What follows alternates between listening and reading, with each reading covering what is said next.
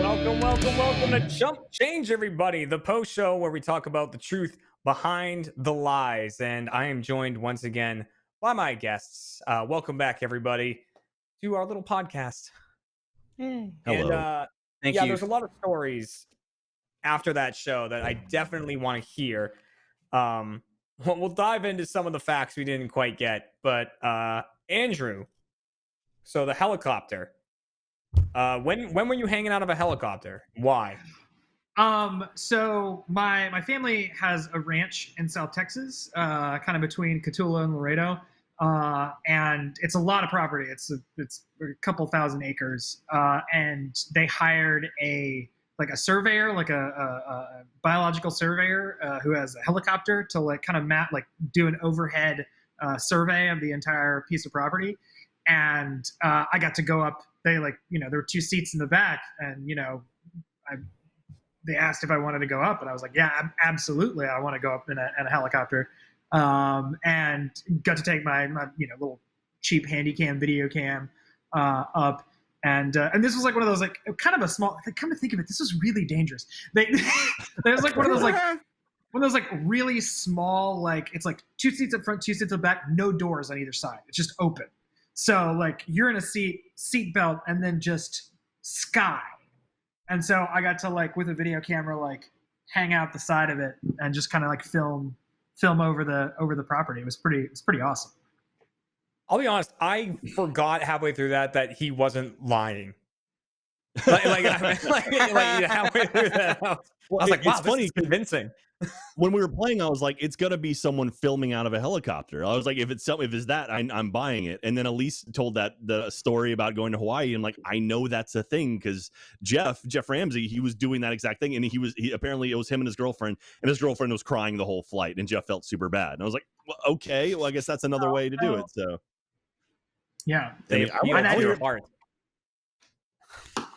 What's really funny is, like, that was before, when I was like, that was about when I was like 15, and then around like 19 or 20, I got a really bad, like, fear of heights, like, kind of out of nowhere. Yeah, I don't know, like, what happened. Like, had that happened, had I gone up in that helicopter even like 3 years later, I would have had a heart attack. But I don't know. nice. Yeah. And speaking of Andrew, Elise, your clarinet story, how close was Andrew? Was it pretty similar? When was the clarinet? I played the clarinet in, like, middle school and high school, and Andrew, bless him, I think that he was accurate in saying, like, there's no clarinet music. I mean, you could play any kind of, like, song or arrangement on the clarinet, but I also kind of was, like, dying inside when he said it had eight like keys potentially, or, like, I guess openings. It's like a woodwind trumpet. It's like 13 or something like that. But yeah, it's not like no, yeah, you're pretty close though. A recorder. Is that what was going through your mind there? Like, yeah, I was just like, recorder 8, right? It's just got to fit all your fingers on top. Fuck, no, I blew it. I totally blew it. Should have gone with like 12. That's a little bit more. It's like one of those things, because, like, while Jack's asking the questions, and I don't know if you guys did this, but, like, I was mentally answering them with what I would have said. yeah. So when he asked you, like, why did you choose that instrument? I'm like, well, it was easy to carry to and from class. It was compact. Like, I'm like, come on, Andrew, it's compact. That is a good answer. God, fuck, I should have thought. Dang. Oh, that's really good. It is small. It's compact. It's easy to carry. Yeah. Oh. And John, that was a true story from you. The Portugal German transit. So Drank were a you lot planning? of White Russians that night.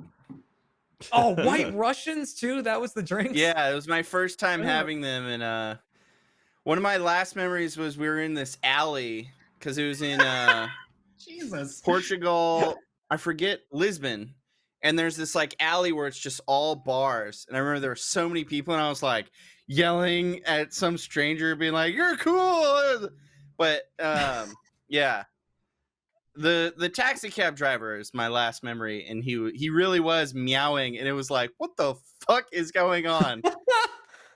But were you, That's like, wild. when you woke up that day, were you planning on waking up the next day in Germany? Yeah, well, that was the thing. Okay. we originally we flew to London, and then we were supposed to have a week in London and then go to Uganda.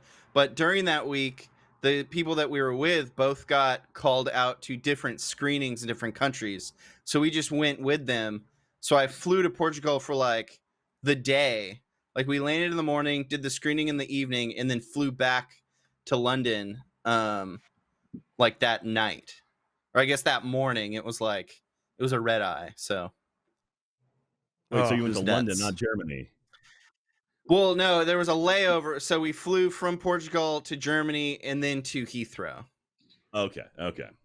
So I'm by trying the to- time I you never were left like the German airport. Okay. when you were sober again or close to, you were in Germany at that point. Well, yeah, I woke up like they were announcing we're landing now, like everybody like sit up and everything, and I was like, where am I? And they're like, we're now landing in Frankfurt, Germany, and I was like, what? Oh, that must have been a mean hangover too. Like, Well, I was I think I was 20 at the time. So because drinking laws are different in Europe. So yeah, I wasn't hungover at all because I was Wow. a kid. Yeah. Oh, you bet. that's good, especially with White Russians. There's just like a bunch of cream in there. Yeah. Oh, real man. Just a real Oh my Colonel God. fest going on. And yeah, I'm surprised I got some people. I tried to intentionally, when I was telling my story, I tried to sound like I was kind of making some stuff up, or like maybe I was a little unsure about things. But yeah, no, it was I think it was high school because I was driving to see Kat, who was she was going to college in Boston.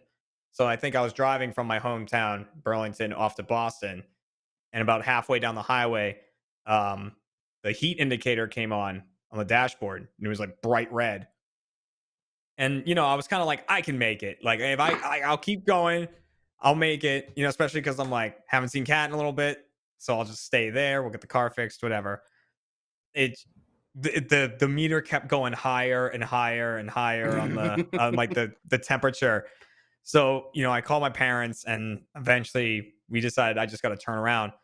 So I turned around, and as I got back to Burlington, Mass, I stopped at a traffic light. And when I stopped, a billow of smoke came in front of me because I had been pouring it behind me and didn't notice. So when I stopped, it all like came around in front of me. So I pulled over in a 7-Eleven parking lot, popped open my trunk, and we thought maybe the radiator's just. It turned out the thermometer in the car had busted, was just broken, and so it wasn't registering the heat properly. So I thought it was the radiator. So I took some water mixed with a little bit of antifreeze, and I poured it in the radiator, which boiled instantly. And then as I was talking to my dad, I backed away from it. A piece of the engine just exploded. And there was snowbanks around, and there were holes in the snowbanks where the pieces Oh of my the God. of the car had Jeez. gone into it. And like smoke coming out from the car and everything like that. So I had to wait for the tow truck, and it was embarrassing. My friend showed up. It was embarrassing. They pull into the parking lot, and they used to like to do the thing from Top Gear where they kind of would ram my car. So I was like sitting in my destroyed car waiting for someone to show up, and just like my whole car is just like it's like my friends got there and rammed it. There's the beat up car. It was back on the road. It was like a month Nice. later. Good And then grief. That death trap. Yeah. But I have a lot of stories about that car, the Intrepid. But I'm glad I got some lies in there, and you guys did really well. Yeah. Yeah, they threw off Jack a little bit, and Jack, I think there is something to that, like the virtual Chump is proving more difficult for you. It's tougher to step on people because that's one of the things is that you got to catch people off guard. And when there's this weird delay, like 2-second delay, it's like I can't attack because I have to I say something and then I wait, and then it's like and then the moment's gone. You can recollect yourself. You probably can't also attribute our pause, like our pauses could be attributed to just the delay, not us like taking a second. Right. Think Or about. Andrew getting clarinet facts opened up on a web browser in front of him. www.clarinet. Clarinetfacts.com. Yeah. I'll also have you know, my dad had a voice he used to do for the car, and he literally just texted me saying, "Hey Jeremy, it's the Intrepid calling." Was he watching the stream? What's that? Was he watching the stream, or was this just a Yeah, crazy? yeah, he watches coincidence? all of them, and he Okay. tries to guess if I'm telling the truth or not. Yeah, Oh, before this, I was like, I like the idea I that think your you'll dad know. just still randomly 15 years later calls you and does that voice. Hey, As the Jeremy, Intrepid. he does. you He'll do thought it you could sometimes. get rid of me, Jeremy. Yeah, Right you go, outside. "It's the Intrepid. The Intrepid's here." But so those are the stories, or the truths that were behind the lies. Thanks again to all the deceivers. Thanks again to Jack Patillo. Thank you, first members, for sticking around, watching the show. And remember that you can play along live. You already have the account. Just tune in Wednesdays, 5 p.m. Central Time. Get in the chat and play along with us because it's always fun. So we'll see you next week, everyone. I'm gonna go find my Goodbye. internet.